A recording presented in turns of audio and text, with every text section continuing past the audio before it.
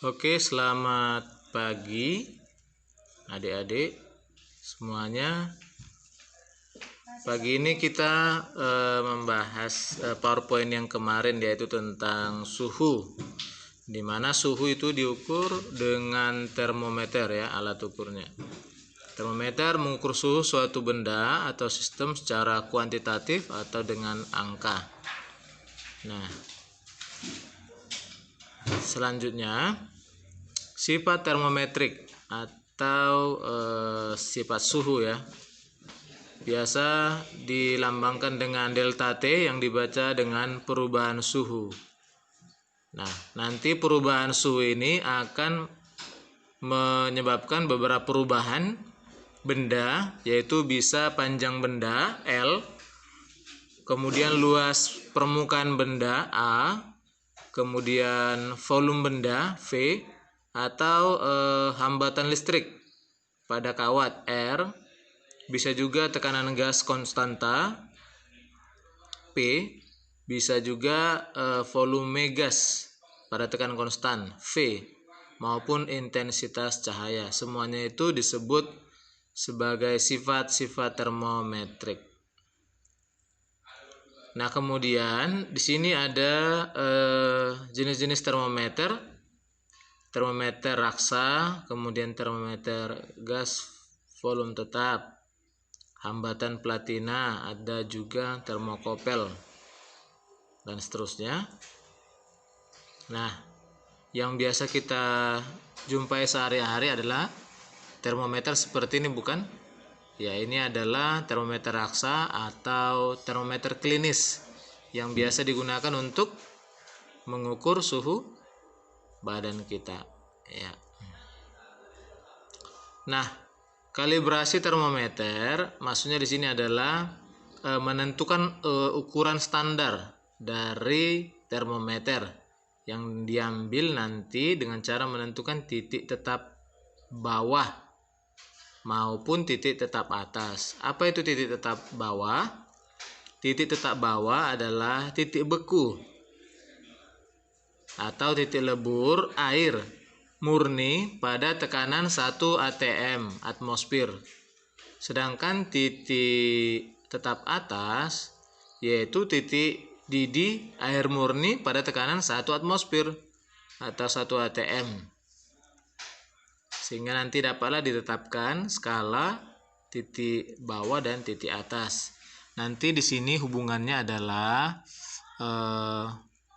konversi atau menghubungkan 4 buah skala suhu, yaitu Celsius, Reaumur, Fahrenheit, dan Kelvin. Nah, ini dia. Ada 4 tadi skala suhu ya. Namun yang sehari-hari yang sering kita pergunakan adalah Celsius. Nah, masih ingat adik-adik apa satuan internasional dari besaran suhu? Ya, satuan internasional untuk besaran suhu, besaran pokok suhu adalah Kelvin ya. Baik, perhatikan TA adalah titik tetap atas ya. Dan yang bawah TB titik tetap bawah. Nah, untuk Celsius C titik atasnya 100, titik bawah 0. Reaumur juga titik tetap atas 80 ya, titik tetap bawah 0. Fahrenheit titik tetap atas 212, titik tetap bawah 32.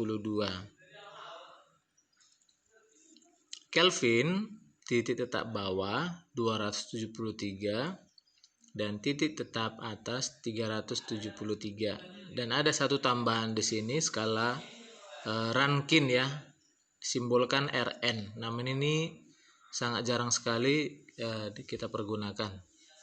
Nah, nilai-nilai ini titik tetap bawah dan atas ini akan kita bandingkan apabila kita melihat hubungan satu dengan yang lain, maka nilai-nilai tersebut akan kita bandingkan. Nah, seperti ini. Hubungan skala Celcius dengan Fahrenheit. Skala Celcius per 100 sama dengan skala Fahrenheit dikurang 32 per 180.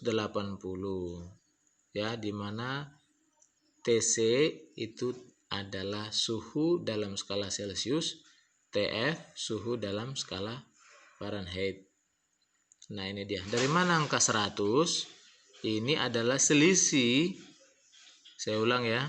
Dari mana TC per 100? 100 itu adalah selisih titik tetap atas dan titik tetap bawah pada skala suhu Celcius. Titik tetap atas 100, titik tetap bawah 0. Maka jika kita hitung selisihnya, 100 dikurang 0 sama dengan 100. Gitu ya. Kemudian untuk Fahrenheit tadi, Fahrenheit titik tetap atas 212, titik tetap bawah 32. Maka selisihnya 212 dikurang 32 sama dengan 180. Nah, nanti hubungan ke soal, jika diketahui salah satu nilai pada skala suhu, maka berapakah atau tentukanlah nilai skala suhu lainnya. Begitu ya.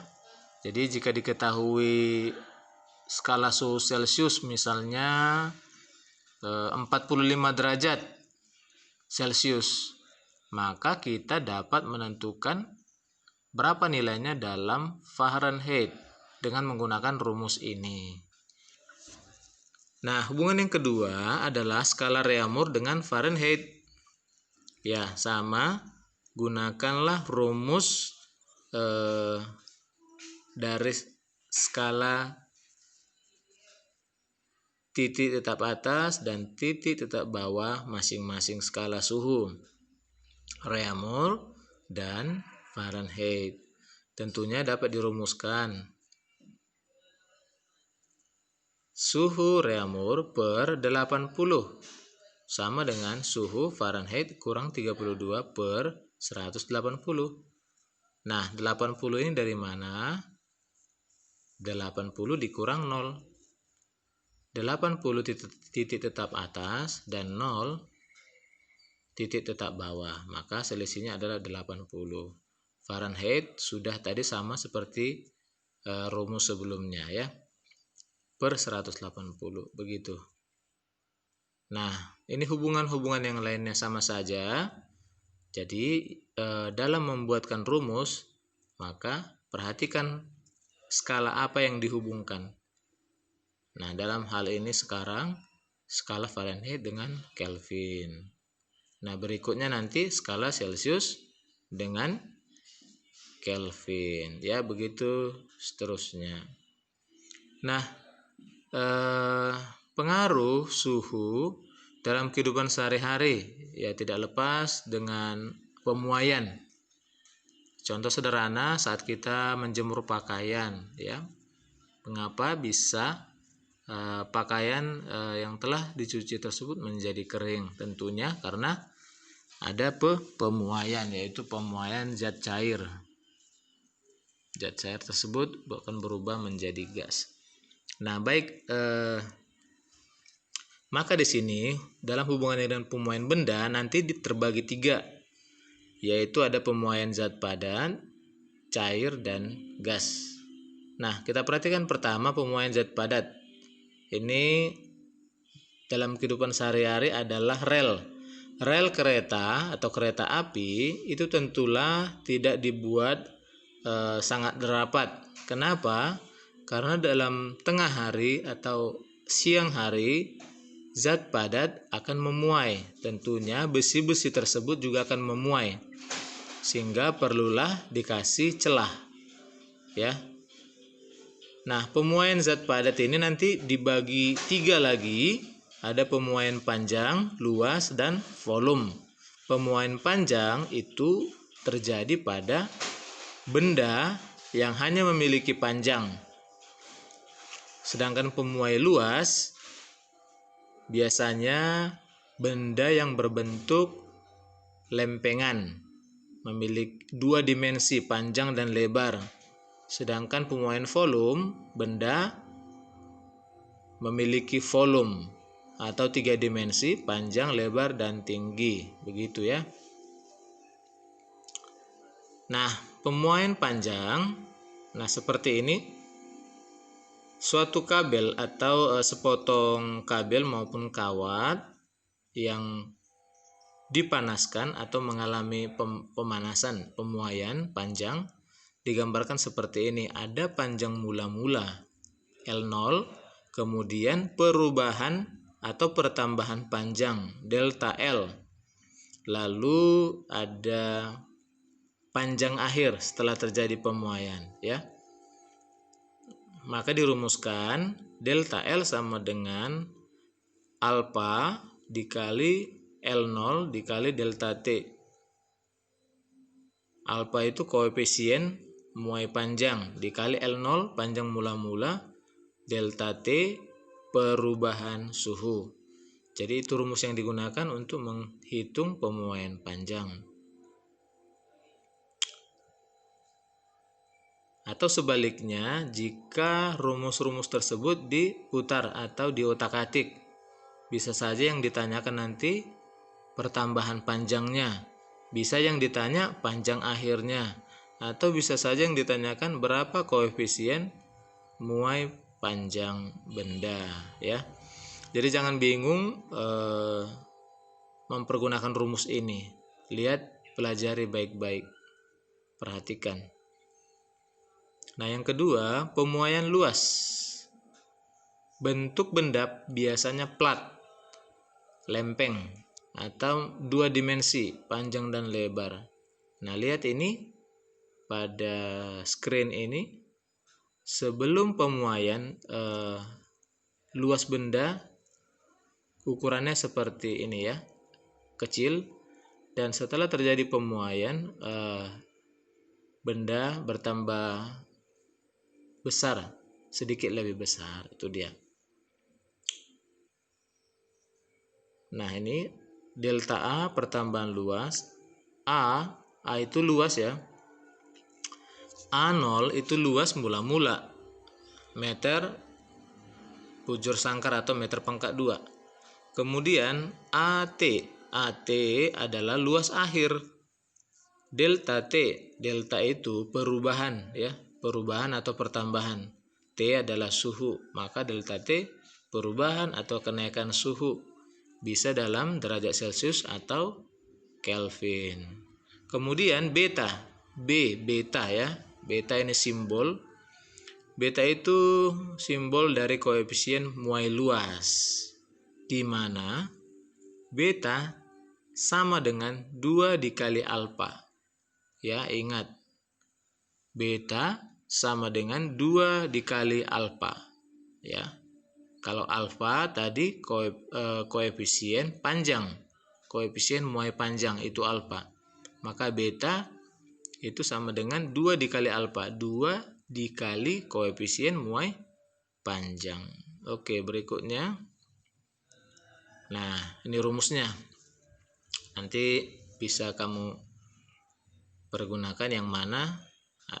Bisa saja yang ditanyakan delta A atau perubahan pertambahan luas, atau bisa saja yang ditanyakan rumus berikut ini, delta T pertambahan kenaikan suhu.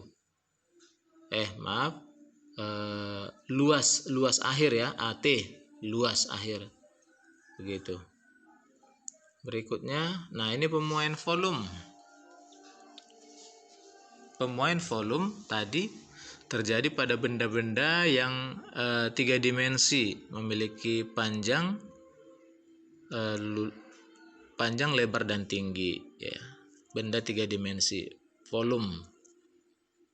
Nah, rumusnya delta V sama dengan gamma dikali V0 dikali delta T. Saya ulang, delta V atau pertambahan volume sama dengan gamma atau koefisien muai volume dikali V0 volume mula-mula dikali delta T perubahan suhu. Nah, catatan gamma sama dengan 3 dikali alfa. Gamma atau koefisien muai volume sama dengan 3 dikali alfa. 3 dikali koefisien muai panjang. Tuh ya. Nah, rumusnya seperti ini.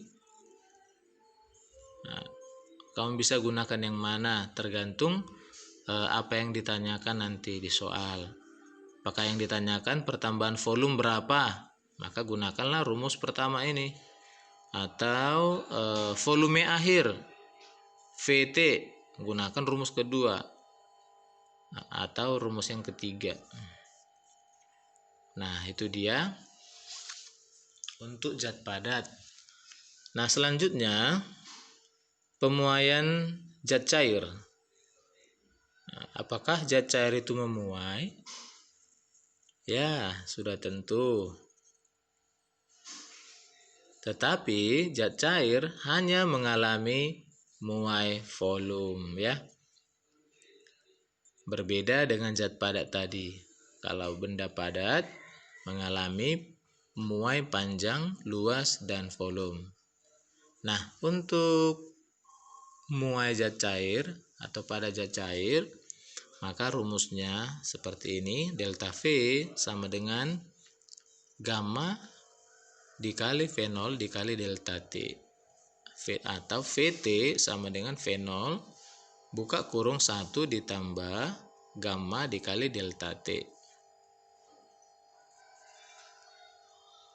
Nah, saat memasak air misalnya, nah itu kan terjadi pemuaian zat cair ya. Dari cair menjadi gas karena terjadi pemuaian. Nah, yang ketiga adalah pemuaian gas. Nah, pemuaian gas nanti di sini ada ahli atau ilmuwan fisika yang membuat rumus. Yang pertama itu adalah Boyle. Dikenal dengan hukum Boyle, yaitu volume dikali tekanan sama dengan tetap. Yang kedua oleh Gay-Lussac, volume dibagi suhu itu sama dengan konstanta C.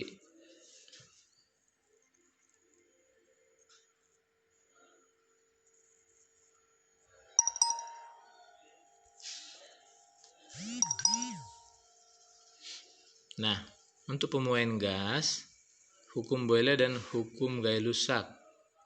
Nah, pada tekanan tetap, maka rumus yang digunakan V sama dengan V0 buka kurung 1 ditambah gamma delta T, di mana P adalah tekanan akhir ya. Tekanan satuannya itu Newton per meter ya.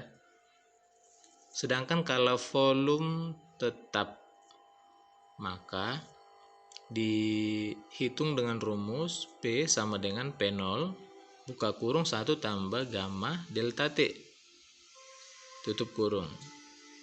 P0 sama dengan tekanan mula-mula. Itu dia. Koefisien muai gas itu nilainya 1/273 per derajat Celcius ya. Itu dia. Oke, demikian penjelasannya. Nanti kita menyelesaikan soal-soal ya. Makasih.